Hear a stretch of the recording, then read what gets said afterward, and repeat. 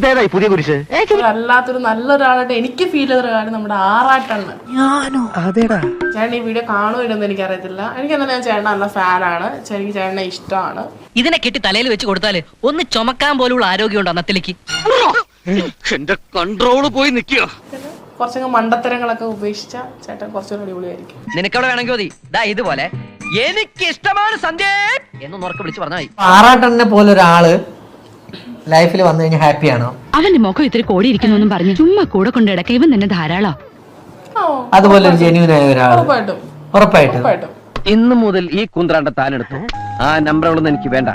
ഞാൻ എന്റെ പഴയ ലൈഫ് ഉപേക്ഷിച്ചു കഴിഞ്ഞു. ഓ എന്റെ പൊന്നാറാട്ടെണ്ണ, എന്നെ കൊണ്ട് ചെയ്യാൻ പറ്റുന്ന മാക്സിമം ഞാൻ ചെയ്യും. ആദ്യം നീ അവളൊന്ന് വളയ്ക്കാം. ഈ കോലത്തിൽ അവള് വളയില്ല. എനിക്ക് എന്താണ് ഒരു കുറവ്? നിനക്ക് കുറവേ ഉള്ളൂ, കൂടുതലില്ല. എനിക്കൊന്നും ചെയ്തു തരാനില്ല. വേണമെങ്കിൽ അരിയും പഞ്ചാരയും മണ്ണെണ്ണയും കൊടുത്ത് സെറ്റ് ചെയ്തു.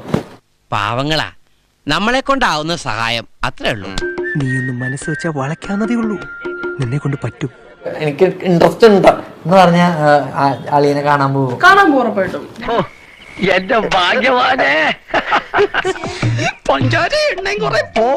പൊന്നാറാട്ടെണ്ണ, നിങ്ങൾ കണ്ട പെമ്പിള്ളേരെ പുറകെ ചെന്ന് നാണം കടനയും കാണും. നിങ്ങളുടെ ഒരു യെസ് ചിലപ്പം ഈ വീഡിയോയിലൂടെ ചരിത്രം മാറും. ഇങ്ങനെയല്ലാതെ ഇവനെ ഒരു മനുഷ്യനാക്കി എടുക്കാൻ പറ്റില്ല ശങ്കരേട്ടാ.